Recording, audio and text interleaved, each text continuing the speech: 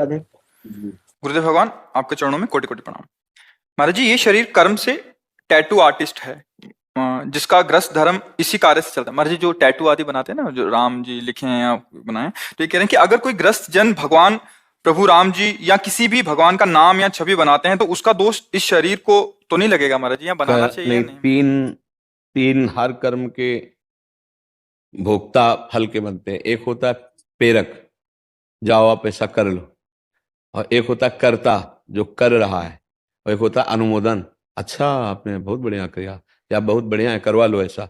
प्रेरणा, अनुमोदन और कर्ता, तीनों को बराबर फल मिलता है, चाहे वो पुण्य का हो या पाप का हो। यार बैठे क्या कर रहे हो, चलो ना वृंदावन, एक परिक्रमा करते हैं वृंदावन चल के, प्रेरणा की। आप कहाँ जा रहे हो? वृंदावन। अरे एक धन्य भाग है आप वृंदावन की परिक्रमा, और एक ने परिक्रमा की, तीनों को बराबर फल मिलेगा वृंदावन की परिक्रमा का। ऐसे ही पाप का है। तो देखो, आप जैसे किसी के हाथ में नाम लिख दिया, अब वो उसी हाथ से अपवित्र कार्य करे और वो नाम का बार बार, तो वो अपमान नाम का हुआ, उसके आप करता हुए और वो करवाने वाला हुआ, और तो बराबर इस पर तो आप और टेटू बनाइए। जरूरी है भगवान का ही अपमान हो ऐसे हम कार्य करें? हमें लगता है कि जीने की और भी धाराएं हैं, आप और चित्रकारी कीजिए। और मतलब हमें लगता है 100 में 2-4 ऐसे होंगे जो भगवान के बनवाते होंगे, क्योंकि राजसी सांसारिक भाव रखने वाले रजोगुणी लोग भगवान को काय बनवाएंगे? कोई थोड़ा सा नादान भक्ति ही ऐसा करेगा, नादान, कि अभी नई नई भक्ति उठी तो भाई बोले, तो वो समझ रहा है कि मैं बहुत ज्यादा भक्ति कर रहा हूं। नहीं नहीं, ये भक्ति की अपमान वृत्ति है कि हम अपने आराध्य देव का चित्र या गुरुदेव का छाती पे अब हम नहा रहे हैं, वही हमारे अधोअंगों से होते हुए बाथरूम में जा रहा है। अब कहाँ उसको विचार है इस बात का? तो ये जैसे आपके ऊपर भगवान की कृपा कि आप यहाँ तक आए और आप नाम जापक हैं, क्योंकि आपके हाथ में नाम जप करने वाला यंत्र है। तो हमें लगता है बच्चा कि जब ऐसी कोई बात आवे तो आप उसके लिए कह दे कि हम नाम नहीं अंकित करेंगे और ना भगवान का रूप अंकित करेंगे।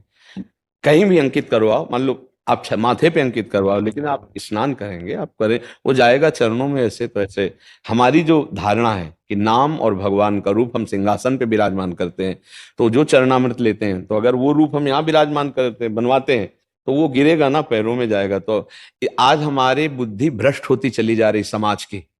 थैले में हमारी ज्यादा सामग्री बिके तो गोविंद नाम, राधा नाम, भगवान नाम अपने उसके रख दे, अब पैरों के नीचे नाम, जो हमारा जीवन है वो ऐसा।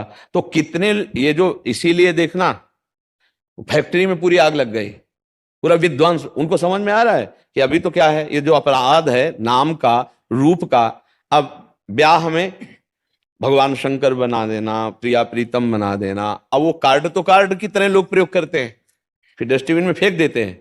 वही भगवान सिंहासन में वही रूप है, वही रूप तुम्हारे कार्ड में, वही नाम सिंहासन में, वही कार्ड में। तुम्हारा क्या कल्याण होगा, तुम्हारा मंगल होगा। इसीलिए समझ नहीं पाते हैं, और कितने ऐसे अपराध कर रहे हो जिसको तुम्हें पता नहीं है। भागवती का अपराध, ये नामापराध है।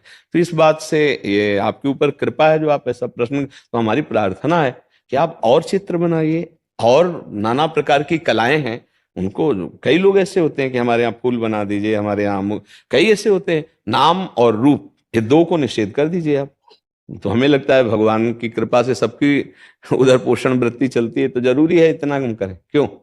हमारी तो राय यही है कि आप दो को निषेध कर, निषेध माने समझते हो ना, रोक दिया कि हम तुम्हारे किसी के भी शरीर में आप लाखों रुपया दो तो भी हम राधा नहीं लिखेंगे, हम कृष्ण नहीं लिखेंगे आपके नाम शरीर में, हम भगवान का रूप नहीं बनाएंगे।